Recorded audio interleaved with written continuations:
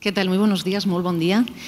Yo quiero agradecer en primer lugar al Foro de la Economía del Agua que me hayan vuelto a invitar a poder participar de estas jornadas. Es la segunda vez, entonces agradezco la confianza y agradezco también siempre la oportunidad que me brindan de conocer y de poder presentar a personas como por ejemplo las dos que hoy me acompañan. Lo que voy a hacer es presentar primero a Blanca Jiménez Cisneros, luego a José Luis Martín Bordes. Ellos van a tener una primera intervención y, como decía Virtu, en la parte final va a haber un espacio para el debate y también para las preguntas. Bueno, empiezo por Blanca Jiménez Cisneros. Es doctora en Ingeniería Ambiental, dirige desde el año 2012 la División de Ciencias del Agua de la UNESCO y es secretaria del Programa Hidrológico Internacional. De hecho, es la primera mujer que ocupa este cargo en toda la historia de la UNESCO y del programa. Blanca es mexicana, se licenció en la Universidad Autónoma Metropolitana en México, realizó luego el doctorado en Toulouse, concretamente sobre tratamiento y reutilización del agua. Y desde hace más de 30 años es investigadora en la Universidad Autónoma de México y ha colaborado con otras universidades como por ejemplo la Pretoria de Sudáfrica o la Universidad Federal de Paraná de Brasil. Yo decía que secretaria del Programa Hidrológico Internacional. Este es el único programa intergubernamental del Sistema de Naciones Unidas que se dedica a temas hídricos y básicamente se pueden dividir en tres grandes objetivos. El primero, promover la cooperación internacional relacionada con recursos de agua. Segundo, facilitar, que eso obviamente es fundamental, ¿no?, educación y desarrollo de capacidades para poder precisamente hacer uso de esos recursos. Y tercero, promover los proyectos de investigación. En este sentido, esta secretaría es muy importante porque es quien se encarga de ejecutar precisamente esas actividades, ¿no?, de que se lleven a cabo. Bueno, la doctora Jiménez Cisneros además fue vicepresidenta de UN Water, el mecanismo de coordinación interagencias de las Naciones Unidas para temas relativos a recursos hídricos y saneamiento, autora de más de 460 artículos, ha recibido numerosos galardones, por ejemplo, Polar Star, bueno, la Orden de la Estrella Polar, con lo cual yo podría estar mucho rato enumerando y detallando artículos y galardones. Pero como tenemos el tiempo que tenemos, y entiendo que es mucho más interesante escucharla a ella, yo sí que he seleccionado tres aspectos que me han parecido como, bueno, muy interesantes de algunos de los artículos, de las ideas que lanzaba, ¿no? Por una parte, ella destacaba mucho la necesidad de trabajar y de avanzar en los conocimientos científicos, porque es el conocimiento científico el que ha permitido avanzar en los últimos años, ¿no?, como se ha avanzado, pero señalaba, y eso me parece también muy interesante, la necesidad de que eso vaya siempre de la mano de una mejor educación, en el sentido de que los retos presentes y futuros no los encabecen solo los técnicos, ¿no?, los científicos, sino que pueden estar acompañados de una sociedad, digamos, educada, consciente y más comprometida. No sé si estaríamos debatiendo sobre ciertas cosas del cambio climático si a lo mejor resolviéramos algunos aspectos de la educación.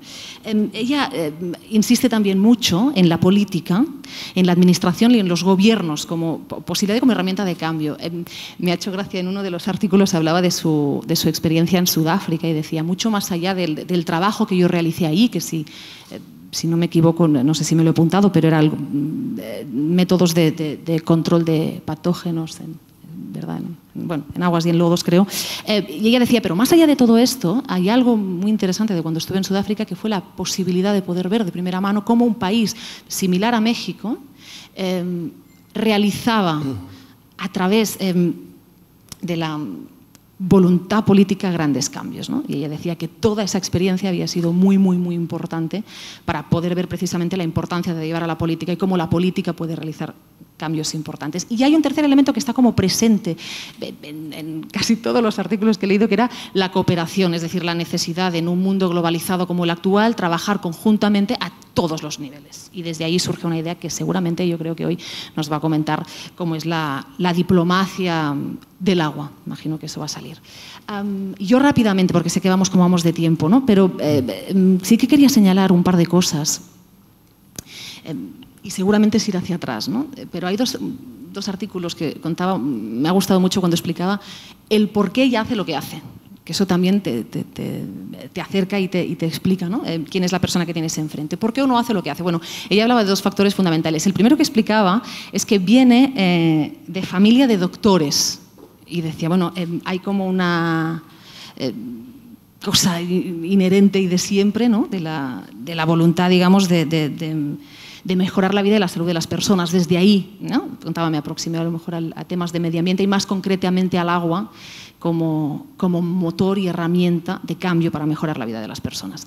Y otro elemento que contaba, cuando le preguntaban en un artículo por qué había decidido estudiar ingeniería ambiental, y decía, me interesan mucho las carreras con una aproximación pragmática. Yo soy una persona pragmática y me interesa poder llevar a cabo estudios que luego me permitan obtener herramientas para proponer soluciones. Y eso lo decía así muy sintéticamente, y luego cuando leías muchos de los artículos, muchas de las críticas y muchas de las cosas que decía, está presente en todo. Es decir, la necesidad de ser pragmático y de proponer soluciones concretas a los problemas actuales en un entorno y en unas instituciones que luego se lo voy a preguntar, no sé si siempre son muy pragmáticos. Bueno, en cualquier caso, como la quieren escuchar a ella, me imagino, le cedo la palabra a Blanca Jiménez Cisneros para una presentación de unos 10-15 minutos. Muchas gracias, Carla, por tu presentación. Creo que después de esto seguiría a hacer un poco más de análisis, psicoanálisis personal de por qué pienso como pienso, pero bueno. Y muchas gracias al Foro de la Economía del Agua por haberme invitado. Yo tengo una presentación, más que seguir la presentación, la estoy usando para no agarrar el micrófono y centrarme en mis 15 minutos. Y un poco son reflexiones de cómo pasamos del derecho humano al agua hacia la diplomacia del agua, que es lo que estamos trabajando. Y no tengo aquí acá está.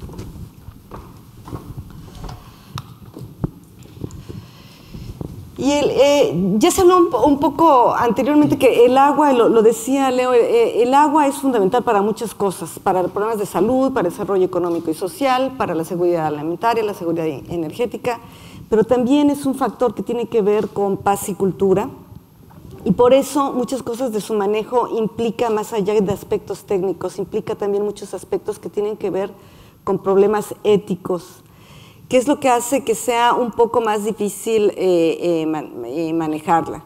Y de estos problemas, esta perspectiva ética del agua tiene que ver con que la manejemos de una forma que sea justa y equitativa, que podamos asegurar que su uso no afecte a las poblaciones más vulnerables, que no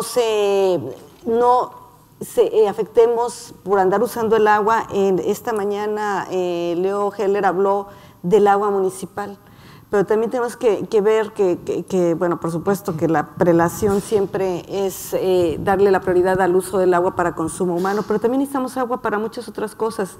Y dejar, por ejemplo, al ambiente sin agua por crear energía tiene ciertas implicaciones éticas, o el dejar a una población sin agua suficiente para desarrollo económico, pero le seguimos mandando su cantidad de agua suficiente para derecho humano del agua, pues también tiene implicaciones. No es nada más el tomar el agua. Y hay sobre todo un aspecto fundamental que tiene que ver con la ética, que cuando hablamos de hacer un manejo sustentable del agua estamos hablando de las generaciones futuras, y cuando estamos hablando de pasar a otras generaciones hay muchas otras más implicaciones. Hay asociado a esto, en la mañana, y un poco lo que quiero yo hacer la liga es porque necesitamos la diplomacia del agua, porque ahora nos estamos enfrentando no solo al derecho humano del agua para tomar y saneamiento, sino nos estamos enfrentando al problema de la seguridad hídrica. Hay estimaciones que dicen que el 80% de la población está expuesta a problemas que ponen en riesgo su seguridad hídrica. Esta, no voy a entrar ahorita en la definición, entraré más tarde, tiene que ver con los problemas convencionales, con que hay muy poca agua, con que hay mucha agua, o sea, inundaciones, sequías, con que hay problemas de contaminación, pero hay muchos problemas nuevos. Y eso también lo estamos ahorita viendo, y cómo lo vamos a manejar dentro de estas perspectivas del derecho del agua, que tiene que ver con los conflictos internacionales o nacionales, desastres humanos, Mucho se habló esta mañana también de los factores que generan la migración. Hay, por ejemplo, en Turquía ahorita poblaciones que han recibido 3 millones de migrantes. Y no es nada más el darles el agua a la gente, porque en un momento dado puede uno desarrollar esa capacidad, sino que además también hay que pensar que pone en riesgo el recurso de esa población, porque de repente no es nada más darle el agua, sino que además van a sobreexplotar sus recursos. Y eso es algo que hay que ver en una triada que me parece que sigue estando incompleta. En el derecho humano del agua hablamos de los servicios del agua y estamos hablando suministro, saneamiento. No hablamos de un tercer servicio, que también es un servicio que dan los organismos operadores del agua, que es la protección a las inundaciones en las ciudades, que está siendo un problema recurrente y que también deberíamos tener derecho a que no estar perdiendo todos nuestras casas, habitaciones, que para variar son muchas veces la gente pobre la que está en las zonas de inundación en las ciudades. Están estos servicios del agua, está el manejo del recurso del agua y está la administración o el manejo de los riesgos por los desastres hídricos. Y todo eso va generando también implicaciones legales, implicaciones que comienzan a apuntar que sí, a lo mejor también debemos de ampliar la idea del derecho del agua, o que tiene que ver con los derechos humanos. El agua también se está ya usando como arma, se emplea como medio de presión para grupos, para suprimir su presencia, para hacerlos que vayan a un lado o se muevan hacia otro. El agua también está, si bien no ha habido casos documentados de terrorismo por medio del agua, muchas naciones ya están protegiendo, y muchas, hablo de muchas, incluso en México hace ya mucho tiempo también se pusieron todas las presas, se puso policías y el ejército a protegerlas por problemas de terrorismo.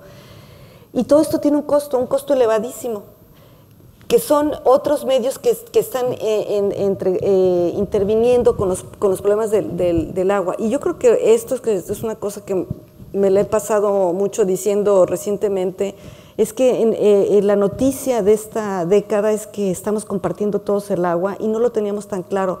Europa lo tenía relativamente claro al compartir muchos ríos, pero resulta que también estamos compartiendo mucho los acuíferos. La UNESCO está haciendo un mapeo de los acuíferos y en poco menos de 10 años ahorita se tienen censados 592 acuíferos que comparten más de 150 países. Y esto tiene muchas implicaciones porque de repente ustedes tienen un país que está menos desarrollado que el otro, por lo que quieran, junto con otro que está más desarrollado, puede estar extrayendo mucho más agua de un acuífero conjunto y cuando el otro le toque desarrollarse ya no tener agua. También los problemas de los conflictos. Hay muchos grandes países que por razones históricas se pelean, se dividen, desarrollaron en conjunto una misma infraestructura, usaban los mismos cuerpos de acuíferos o estaban todo relacionado, deciden divorciarse y de repente tienen también que comenzar a hablar cómo dividimos una infraestructura que la diseñamos para operar como una sola. Entonces, todas estas cosas nos llevan a hablar de que tenemos que hablar de los derechos del agua, tenemos que ampliarlos, tenemos que hablar del problema de la seguridad hídrica, va mucho más allá del derecho humano al agua, del suministro, va mucho más allá. Estamos en la búsqueda, yo no sé si ustedes sepan que cuando se hizo la Agenda 2030 se planteaba que el objetivo iba a ser lograr la seguridad hídrica de las poblaciones para el 2030. Y se trató de usar una definición, no usaron la única definición que está aprobada intergubernamentalmente, es la definición del programa que yo manejo, que no es una definición perfecta desde el punto de vista científico. Se trató de hacer una definición mucho mejor por parte de UN Water y la hicieron perfecta, pero simple y sencillamente no fue aceptada por los países.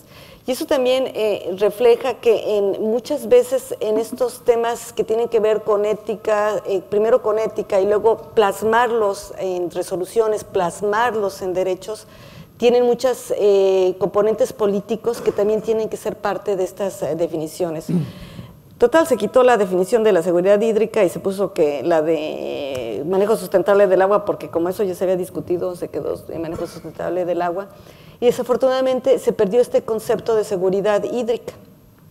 que es un concepto que ayuda mucho a comunicar, es el objetivo de nuestro programa, lograr la seguridad hídrica, y lo que estamos haciendo, viendo los problemas que hay para algunos países aceptar una definición de seguridad hídrica. En particular se habían puesto en la definición dos conceptos que decían más o menos lo mismo: cantidad, calidad del agua, protegerse de los desastres hídricos, proteger el recurso, en un contexto de paz social, en un contexto de estabilidad política. Estos dos elementos que parecerían razonables de tenerlos en el campo de la seguridad hídrica, no es aceptado por países simple y sencillamente porque implicaría que a lo mejor un país puede invadir a otro haciendo uso de una definición que tiene que ver con seguridad hídrica.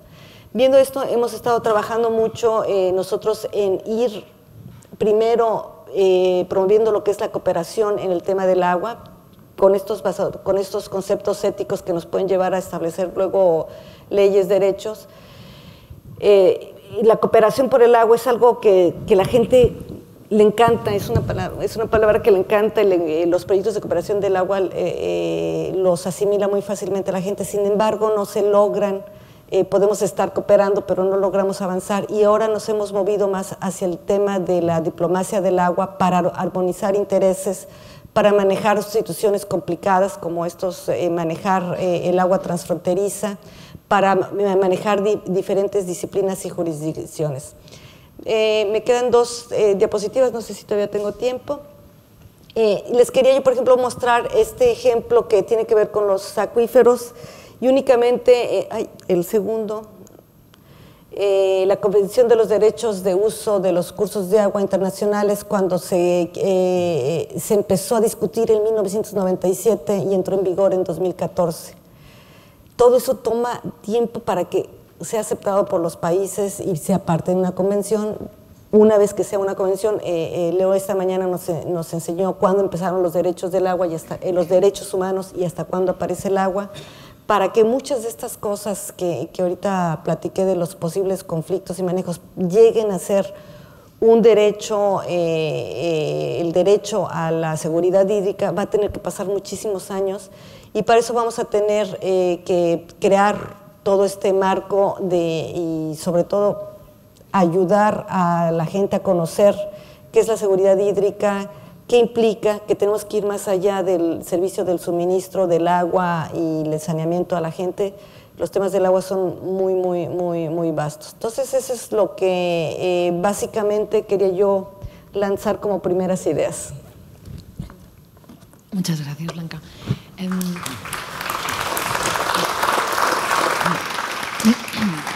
Bueno, rápidamente.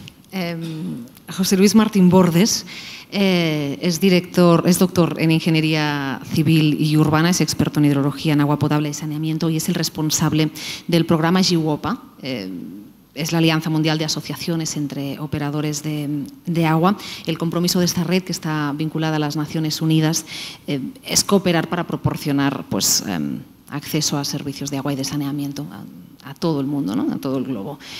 Lo que hace GWOPA es facilitar el intercambio de conocimientos. De hecho, escuchando el otro día una entrevista, vi que lo definía José Luis Martín Bordes como que se establecía un hermanamiento entre operadores, es decir, en vez de recurrir a la asistencia técnica, a las consultorías, lo que se hacía es establecer eso, un hermanamiento entre operadores de norte y sur, o incluso entre distintos operadores del sur, para que intercambiaran conocimiento, intercambiaran experiencias, y a partir de ahí mejorar la eficiencia de los operadores de agua.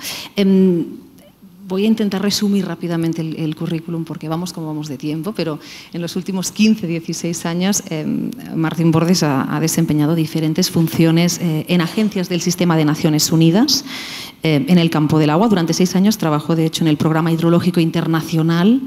Creo que no coincidieron por poco.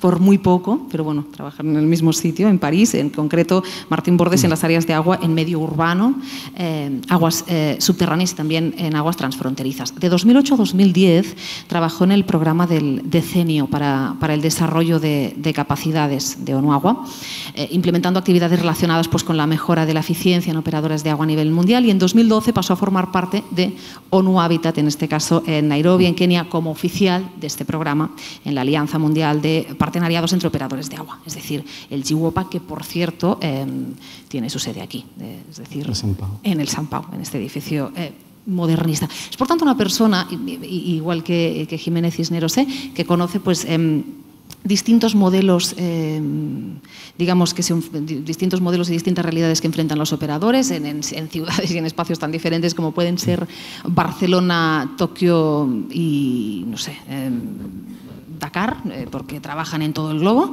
Y hay algunas cosas que yo me había apuntado que creo que son interesantes porque es una persona, digamos, crítica con algunas cuestiones no solo de financiación, sino del compromiso político con ciertos aspectos relacionados con el agua, que yo espero que tengamos tiempo hoy de poder hablar, pero sí de manera muy sintética, porque vamos muy mal de tiempo, pero hay una frase que yo leía el otro día en una de las conferencias que me gustó muchísimo y pensé, mira, creo que sirve para poder darle paso porque resume, yo creo, bastante bien pues lo que piensa y lo que defiende, me la apunté literalmente, y él decía, es importante recordar una y otra vez que el agua se encuentra en el corazón del desarrollo sostenible, para empezar porque agua y saneamiento son la esencia misma del desarrollo sostenible y porque es fundamental para el desarrollo de las personas, del planeta y de la prosperidad económica. Bueno, es una idea, es una frase que me gustó y con esta frase pues le damos paso a él, a José Luis Martín Bordes, para su intervención. Moltes gràcies. Bona tarda a tothom. Buenas tardes. Como representante de la Alianza Mundial de Partenariados entre Operadores de Agua, me corresponde hablarles hoy sobre el desafío que representa llevar a la práctica, implementar el derecho humano al agua para los operadores de agua y saneamiento. Es un desafío que afecta de forma distinta a los operadores de los países en vías de desarrollo que a los países más desarrollados. Sin embargo, hay cierto denominador común en algunos de estos desafíos. Y me gustaría brevemente poder, para lanzar una reflexión, un debate con ustedes, algunos de estos retos y estos desafíos. Es cierto que la responsabilidad de la implementación del derecho humano al agua recae principalmente en los operadores de agua y saneamiento. También, no solamente el derecho humano al agua, sino también, como hemos escuchado esta mañana, el cumplimiento de muchas de las metas del Objetivo de Desarrollo Sostenible número 6 relacionado con el agua y el saneamiento. Pero las empresas de agua y saneamiento no pueden tener este cometido solos, necesitan un compromiso político, apoyo financiero y un marco institucional sólido. Entonces, obviamente, la responsabilidad es compartida. Las empresas, como saben todos ustedes, son empresas que tienen unos objetivos estratégicos y unos objetivos claros, que es el abastecimiento de agua potable a la población y, en algunos casos, también tienen la competencia de recolectar y tratar las aguas residuales y restituirlas al medio natural. Esto ya de por sí es un trabajo cotidiano que requiere esfuerzo, requiere competencia y requiere mucha responsabilidad.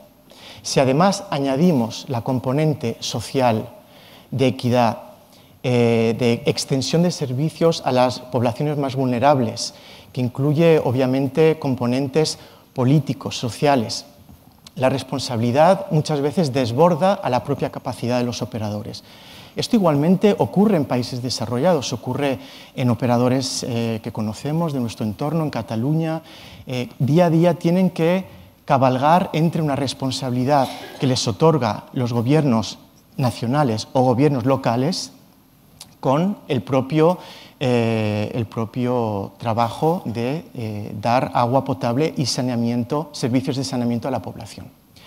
Bien, esto es un poco simplemente para enmarcar que el esfuerzo es un esfuerzo continuo y es un esfuerzo titánico, sobre todo en los países en vías de desarrollo.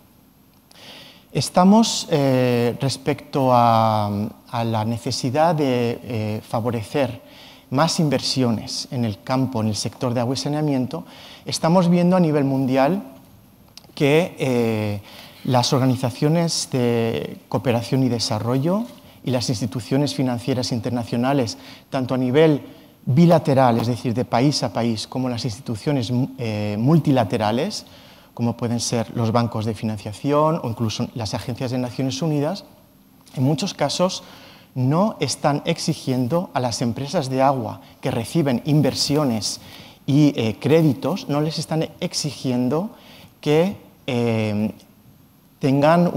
reporten o que rindan cuentas sobre la implementación del derecho humano al agua. Es decir, que muchas veces lo único que se les exige es un rendimiento puramente económico y financiero. Esta es otra dicotomía que lleva a un estrés a estos operadores de agua. ¿Cómo llegar a un equilibrio? Necesitamos llegar a un equilibrio en el cual las empresas de agua y saneamiento, independientemente de la titularidad de la empresa, sea pública o privada, tiene que tener una dirección clara respecto a los problemas, las cuestiones de equidad, igualdad social y acceso a los más pobres y más vulnerables. Esto se puede hacer de varias formas. Se puede hacer, obviamente, con un marco de control y de regulación. Esto es algo que se ha venido hablando y abordando en distintos foros de economía del agua. El papel fundamental y principal del regulador nacional. En muchos países, incluso en países desarrollados europeos, no existe esa figura del regulador que controla, por ejemplo, las políticas y las estructuras tarifarias para garantizar que los usuarios con menores ingresos puedan tener un acceso a un agua de calidad y también a un agua con un precio asequible. Por otro lado, los operadores también tienen una responsabilidad respecto a la recuperación de costes. Esta recuperación de costes se puede entender como una recuperación que se puede reinvertir en la manutención y la renovación de las infraestructuras, de las redes, pero también se puede entender como una contribución al medio ambiente y a los servicios medioambientales. Hay países donde la regulación, el caso, por ejemplo, de Perú, está exigiendo que parte de los ingresos y de los beneficios se reinviertan en la protección de fuentes de agua para garantizar que el medio ambiente puede también mantener esa disponibilidad de agua potable.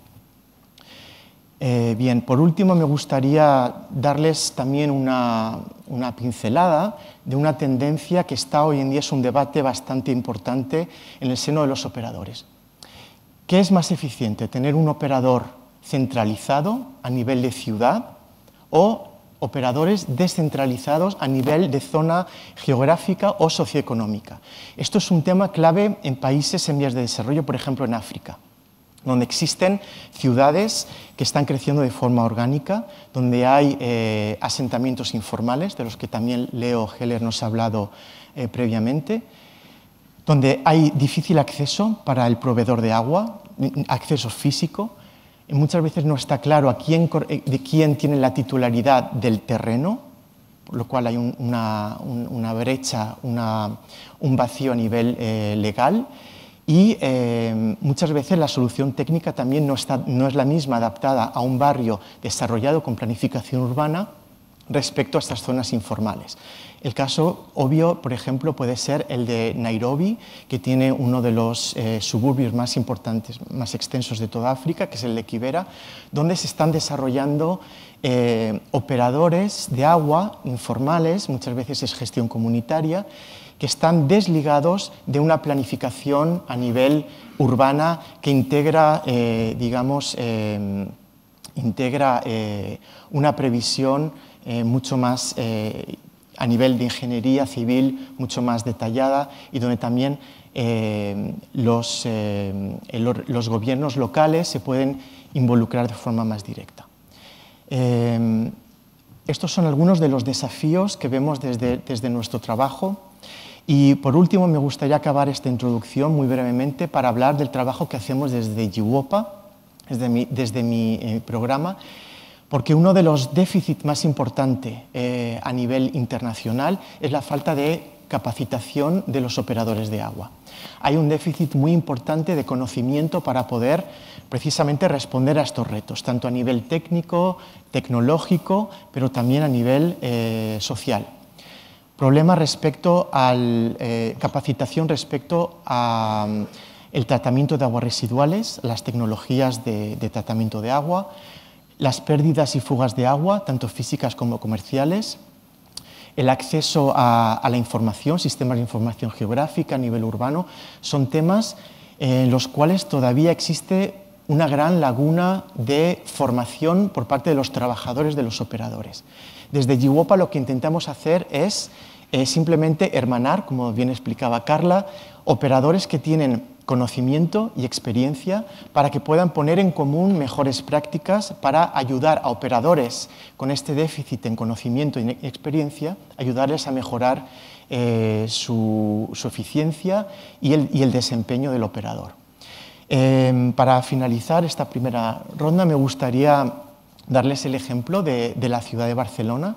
A través del operador Becasa, Barcelona Cicle de l'Aigua, hemos facilitado un intercambio con la ciudad de Belén, en Palestina, para ayudarles a diseñar un sistema de información geográfico que ayude a preparar un plan de mitigación de las inundaciones en medio urbano, de las cuales también Blanca hacía referencia hace un momento. Es decir, son ejemplos muy concretos porque respondiendo a los desafíos del derecho humano al agua y de los objetivos del desarrollo sostenible, como ha dicho antes el vicerrector de la Universidad de Barcelona, hacen falta soluciones locales. Y nosotros pensamos que aquellos que tienen la mejor experiencia sobre qué es un buen operador y cómo puede un buen operador dar un servicio de calidad al usuario, al beneficiario, es precisamente ese intercambio directo entre operadores. Es un enfoque de un mecanismo innovador y desde luego realiza una contribución fundamental a la implementación del derecho humano al agua en todas sus vertientes, tanto como acceso a la información y sobre todo incluir la dimensión social de tarifas justas y un buen funcionamiento del operador, más allá del beneficio económico, sino un operador que pueda dar un servicio de calidad. Bueno, lo voy a dejar. El tema es extenso, pero sé que vamos mal de tiempo. Sí, gracias. Sí, vamos a intentar, porque en principio teníamos que acabar a 40, vamos a intentar alargarnos un poquito más para tener tiempo, al menos de poder debatir un poco. Aquí dice diálogo, ¿no? Diálogo sobre derechos humanos al agua y al saneamiento. Yo he intentado antes encontrar puntos de conflicto y la verdad es que no he triunfado demasiado. Se conocen mucho, se respetan mucho y ya me han dicho que esto no va a ser, más que un debate, como yo pretendía, va a ser un diálogo muy amable, lo cual me parece estupendo.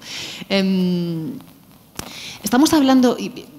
Yo las veces que he escuchado al Foro de la Economía del Agua y antes hablando tanto con Blanca Jiménez Cisneros como con José Luis Martín Bordes, hablaban de la importancia del agua, de lo importante que es para la salud, de cómo es un motor de desarrollo económico. Entonces, si es tan evidente que es fantástico, que invertir en agua te reporta luego beneficios y reporta beneficios a la comunidad, ¿qué es lo que está fallando? O dicho de otra manera, ¿cuál es el principal obstáculo a día de hoy en lo que respecta pues, los derechos humanos al agua?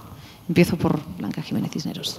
Yo creo que desafortunadamente muchos el agua se necesitan hacer planeación de mediano y de largo plazo. Y el tiempo que están los políticos que toman las decisiones es muy corto plazo. Entonces, muchas veces para ellos hacer inversiones que además son muy difíciles de vender todavía inaugurar acceso a agua potable, sale una bonita foto, pero las fotos con las plantas de saneamiento, con letrinas, no se venden, no son muy positivas. Entonces, eso junto a una política de largo plazo, de que a lo mejor yo ahorita le invierto y me estoy drenando y quién sabe cuándo, quién no vaya a venir, creo que ese es el problema. Bueno, muy brevemente, yo creo que una de las razones en la que el problema subsiste todavía es que en muchas de nuestras sociedades, incluso las más avanzadas, existe todavía un déficit democrático. Y por esto quiero decir que todavía existe una sociedad que está desinformada respecto a la realidad de la situación tanto del recurso hídrico como de los criterios de acceso y de asequibilidad a los servicios básicos de agua y saneamiento. Por eso, desde mi programa y desde otros ámbitos, lo que se intenta es dar voz a la sociedad civil para que ésta pueda expresar sus preocupaciones a los políticos y a aquellos que toman las decisiones sobre dónde van las inversiones o dónde se ponen las prioridades. Me gusta mucho que cites precisamente a la sociedad civil, porque yo pensaba, cuando hablamos muchas veces de los políticos y de la falta de, bueno, en definitiva, de ponerlo en un primer plano, el tema del agua, yo pienso, si este fuera un tema que interesara a la ciudadanía, los políticos lo pondrían en primer término. Si el agua diera votos, los partidos políticos lo podrían... Es decir, ¿se tiene que poner más el foco también en la ciudadanía? Yo creo que es importante, obviamente, que haya un reflejo de las preocupaciones sociales en las decisiones políticas. Lo que no creo que sea conveniente es que se politice las cuestiones del agua. Y eso es una línea sensible, ¿verdad? Blanca sabe muy bien el caso de México. Yo, como ciudadano bueno, español, valenciano, alicantino, una zona agrícola, supe en su momento como el problema de los trasvases entre cuencas fue un problema muy politizado. No entro en la polémica, pero esa es la línea roja, ¿no? Yo mucho creo en la participación ciudadana, pero también creo que la gente pobre, que es la que no tiene agua, no tiene comida, no tiene servicios de salud, de repente lo que sí tiene es su tiempo, y su tiempo vale muchísimo porque si no trabaja no gana. Entonces, muchas veces estos mecanismos de participación en donde uno quiere que la gente participe y tienen que participar para el agua, para la basura, para la salud, la gente no tiene tiempo y le cuesta mucho. Entonces, yo no hallo una solución, porque sí creo que hay que consultarlos, pero tampoco me parece que estarles pidiendo que participen todos. Luego no pueden salir de pobres porque no pueden trabajar. Entonces, igualmente es una línea muy delicada ahí.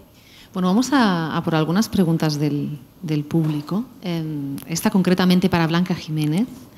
Dice, el agua es un derecho humano.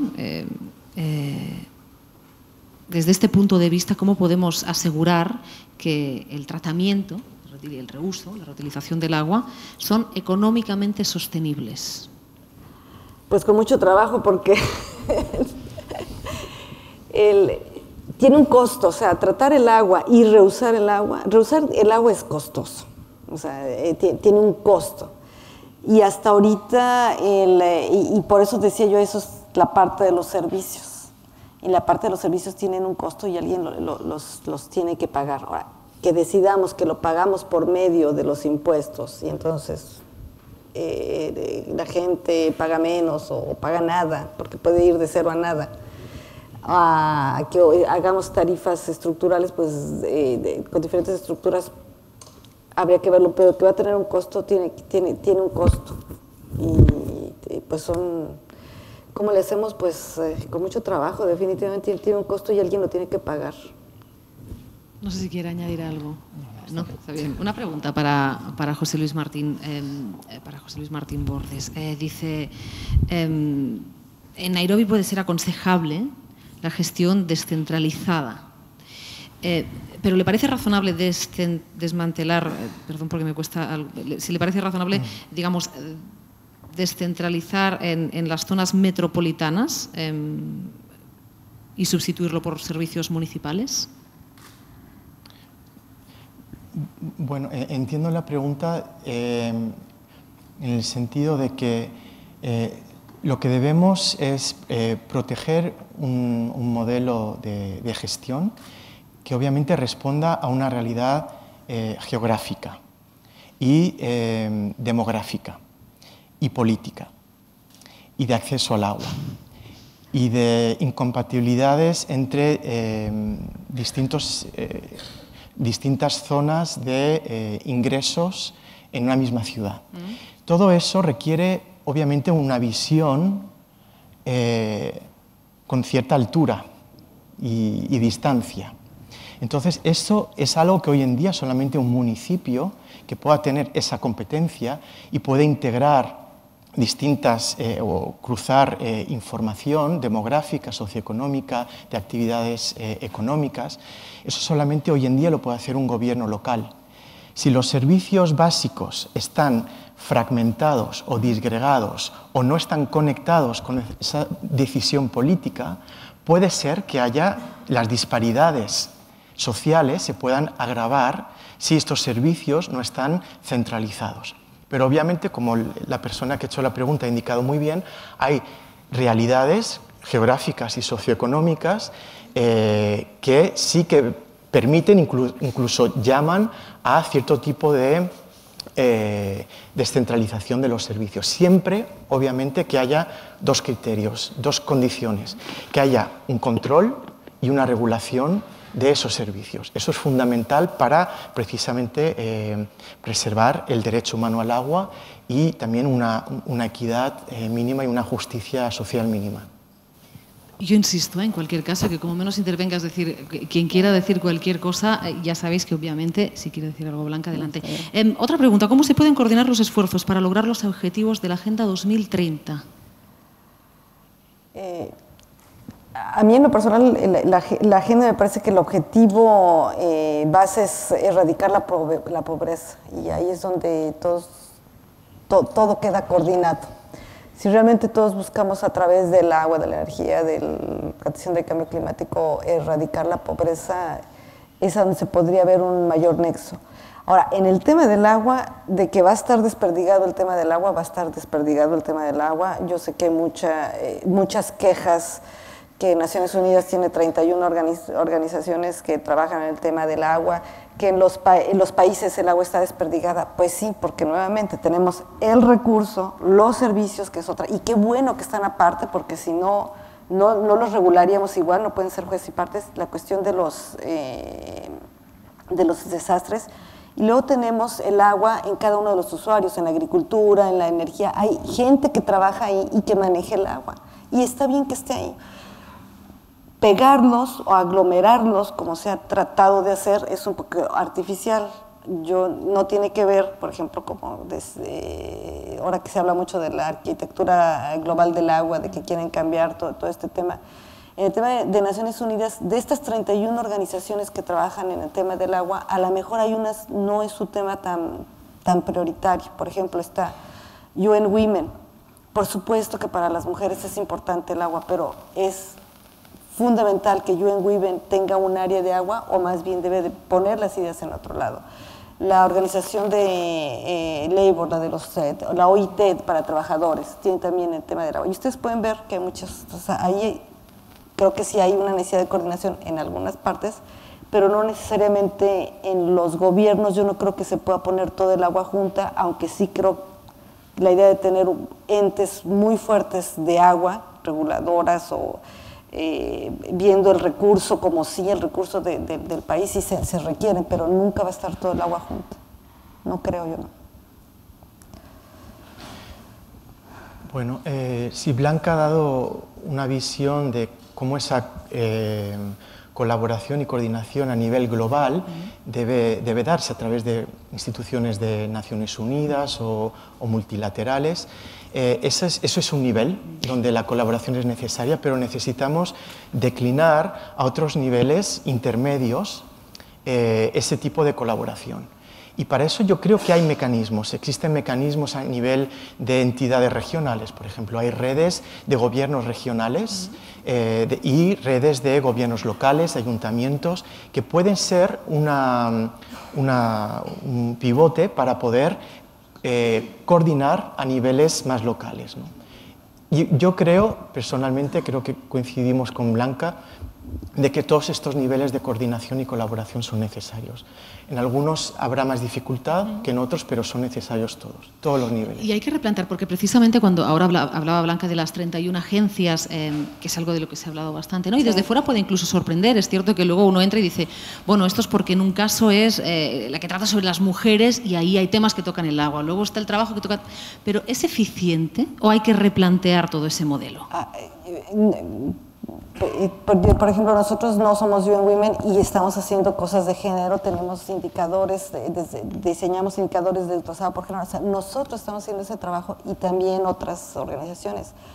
Yo creo que también hay que ver que muchas veces en el tema del agua hay también recursos y eso también motiva a la gente a querer hacer un poco más sobre el tema del agua. Y a nivel local, porque hablábamos ahora, ¿no?, digamos, de las 31 grandes agencias, pero tú mencionabas el tema en un mundo local. Aquí, por ejemplo, no hay regulador, y antes lo mencionabas, ¿no? Pero ¿cómo influye eso? ¿Cuál es el impacto que tiene el hecho de que tengamos muchos operadores y no haya un regulador? Bueno, yo creo que eso responde a tal vez una realidad histórica y que esa carencia o esa falta de una entidad reguladora ha permitido que a lo mejor la toma de decisiones, ese control, ese seguimiento haya sido traspasado a otras entidades. Y eso no tiene por qué ser negativo, al revés.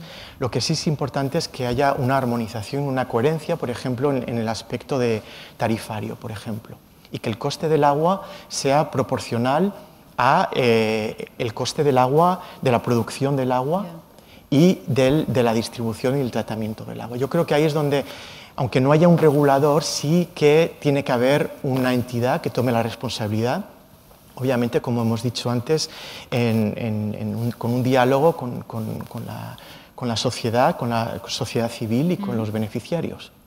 Sorprende, porque aquí en España, ¿cuántos operadores hay? No sé si lo... No sorprende. Pero funciona, ¿no? Pero le sorprende que no haya, es decir, el tema de que no haya un regulador. No, en México tampoco hay regulador y tenemos otro tipo porque también, o sea, con todos los cosas que decías, que la cuenca, también hay que ver la perspectiva histórica. O sea, los países de alguna manera han solucionado muchos problemas.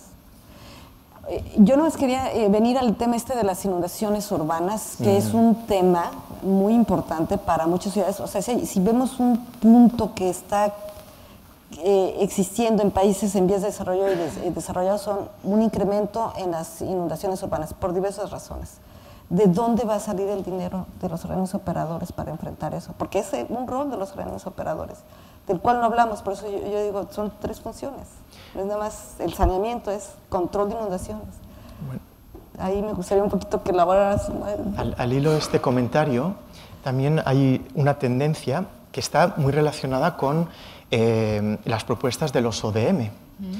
La mayoría de los operadores de agua, digo de agua únicamente, solamente tienen la competencia agua.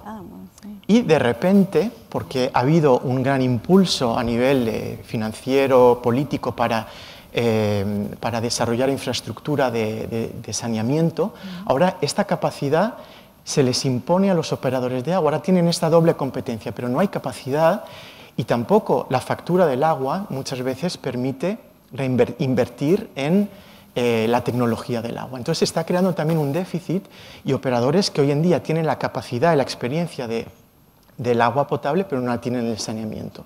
Y por eso hay ciudades donde persisten los problemas, por ejemplo, de drenaje urbano, porque los operadores no saben, no conocen la cuenca a nivel urbano, ¿no? Y cómo funciona. Es una gran diferencia entre países desarrollados y en vías de desarrollo. En los países en vías de desarrollo, la gente del agua potable es la gente de saneamiento.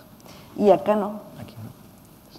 Ya veis que siempre pasa lo mismo con los debates, que es que se van poniendo interesantes y luego al momento de terminarlos, ¿no? Pero yo sí que quería aprovechar que tenemos a 2 personas aquí que conocen muchas realidades muy diferentes, porque antes lo decíamos, ¿no?, que por ejemplo en Chihuahua, claro, es que uno tiene que hacer frente a la realidad de Barcelona, de Francia, de Nairobi, Egipto y, bueno, en fin, de todo el mundo, ¿no? Entonces yo sí que quería acabar con alguna experiencia personal ¿cuál es la dificultad más grande o el reto más importante que habéis enfrentado en vuestro trabajo. Sé que es una pregunta compleja y muy amplia, pero no sé qué realidad, qué situación compleja diríais, bueno, rescato esto, ¿no? Rescato esta situación. No sé quién se anima a empezar. Para mí es el problema del manejo del agua en la Ciudad de México, del suministro y el desalojo, es la cosa, yo creo que a nivel mundial es uno de los problemas más importantes. Y como reto, a mí mucho me tocó ver eso, o sea, te tienes que meter a todo, o sea, los ingenieros ahí se meten a todo. O sea, tú no dices, no, yo soy, es que aquí cuando venía aquí a Europa, no, es que yo soy de agua potable y los de saneamiento, no, y esos son otros. Y en México no, o sea, o te metes a todo o te metes a todo. Y yo creo que es muy benéfico, porque entonces es una manera de integrar las cosas. José Luis. Bueno, yo, ya que has preguntado por una experiencia personal y puede sonar atópico, pero después de haber participado en muchos proyectos a nivel internacional en distintos países, algo que siempre me ha llamado la atención es que cuando se trata de hacer un desempeño para llevar agua potable y el saneamiento a las poblaciones más vulnerables, la conciencia de los operadores, del trabajador de agua, es fundamental. Y esa conciencia la he encontrado tanto en países europeos como en países de América Latina, de Asia, de África, de Medio Oriente, de Asia Central. El ingeniero sanitario o el ingeniero civil o el que hace los análisis químicos, todos tienen algo en común, y es que saben que de su trabajo depende la salud de los críos, de sus propios hijos, de sus familias. Eso es algo que, bueno, es difícil de ver en otros sectores, pero el tema del agua y el saneamiento es algo que a nivel global responde a un mismo y único objetivo y compromiso muy personal. Así que, bueno, yo para finalizar sí que me gustaría señalar que debemos continuar apoyando a los operadores de agua. Como he empezado mi presentación diciendo que la presión a la que están sometidos los operadores es enorme, necesitan mucho apoyo, capacitación, educación, formación, apoyo financiero, obviamente, y también apoyo institucional y político. Eso es fundamental. Cuando todo esto se dé, a pequeña escala, pero que todos estos apoyos existan, empezaremos a solucionar el problema del agua. Bueno, pues decía que eso, yo me quedaría preguntando infinitamente más, porque además hay muchos aspectos sobre los que se pueden preguntar, pero el tiempo es el que es. Nos hemos alargado lo justo, porque obviamente vienen más personas. Ha sido un placer, yo insisto, en que agradezco de verdad al Foro de la Economía del Agua por siempre darme la oportunidad, no solo de poder escucharlos, sino de presentarlos y poder hablar con estas personas. Blanca Jiménez Cisneros, José Luis Martín Bordes, muchas gracias, de verdad. Muy bien, gracias, Carlos.